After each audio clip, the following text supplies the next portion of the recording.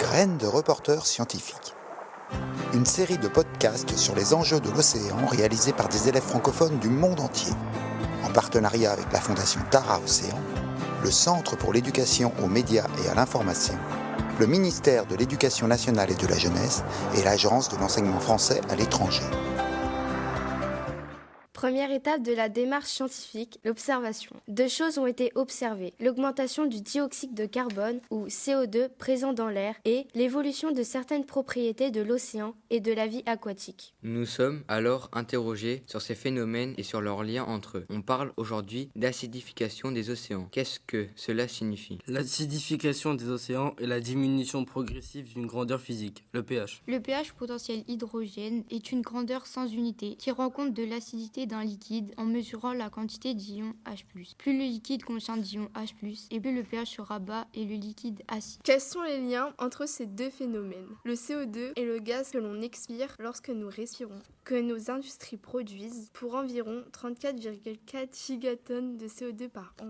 Nous nous sommes alors posé la question suivante. Dans quelle mesure l'acidification des océans a-t-il un impact pour les habitants et les pêcheurs du littoral mersois caractérisé par des falaises en calcaire ? Nous proposons comme hypothèse que l'acidification ait un impact significatif sur l'effondrement des falaises et perturbe la vie marine nécessaire à la pêche. Nous avons d'abord réalisé la mesure du pH de l'eau de mer. On peut le mesurer à l'aide de papier pH ou pour une mesure plus précise, un pH mètre. Les étapes de la mesure avec un pH mètre sont l'étalonnage, c'est-à-dire mesurer des solutions de pH connues et vérifier la valeur mesurée. Ensuite, on met le pH mètre dans la solution d'eau de mer et on lit la valeur mesurée, qui est d'environ 8,3 pour l'eau de Mers-les-Bains. Cette valeur n'est donc pas une valeur préoccupante. Nous avons créé un questionnaire nous permettant de voir l'étendue des connaissances des parents d'élèves et personnels de l'établissement. Nous avons analysé les résultats du questionnaire. Le public interrogé pense n'avoir aucune connaissance sur l'acidification des océans et ses conséquences pour 40% d'entre eux. Néanmoins, ils possèdent de bons ordres de grandeur sur l'augmentation du taux de CO2 dans l'océan et le terme de pH ne leur est pas inconnu pour 75%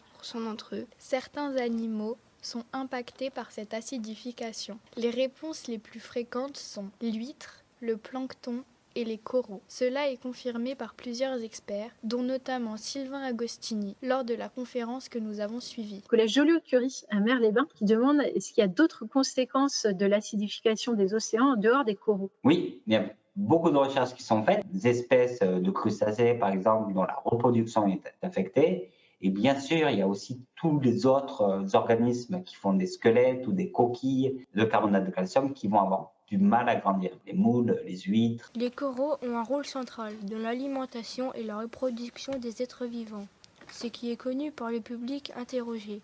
Mais sa fonction de protection des récifs de l'érosion est quant à elle méconnue. Nous avons invité Monsieur le maire de Mers-les-Bains au collège pour répondre à quelques questions, pour savoir dans quelle mesure l'acidification des océans et le réchauffement climatique ont un impact sur le littoral mersois. Nous lui avons posé quelques questions. Connaissez-vous le terme acidification des océans ? Oui, a-t-il répondu. Il a appris à le connaître en tant que maire. Il a analysé le pH de l'eau à plusieurs reprises. Le dernier relevé était du 12 septembre 2023. Il était de 8,2. Il a comparé deux analyses pour regarder si les éboulements étaient dus à l'acidification de notre mer. Il n'a pas vu d'évolution notable sur les dernières années. Pour lui, c'est l'assaut des vagues sur la falaise qui la fragilise et l'érode. Que prévoit la ville concernant la préservation du littoral ? Il faut, poursuivit-il, prendre le temps de raisonner lentement et avoir une vue d'ensemble. Les galets, qui, comme les coraux, là où ils sont présents, permettent de protéger le littoral des assauts de la mer, des vagues,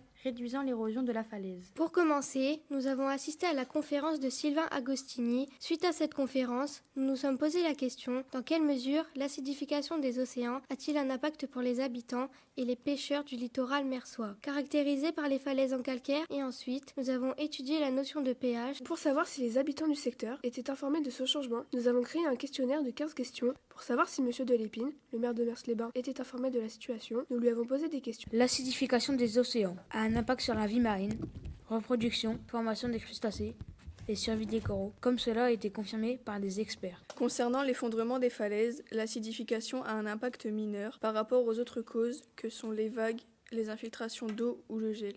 D'après nos recherches et nos expériences, La vie des mersois et des pêcheurs n'est donc pas impactée considérablement par l'acidification des océans, contrairement à d'autres régions du monde, mais pourrait l'être dans les années futures. C'était Graines de reporter scientifique, une enquête sur les enjeux de l'océan. Retrouvez tous les podcasts audio et vidéo sur la plateforme lesdessous de l'océan.fondationtaraocéan.org.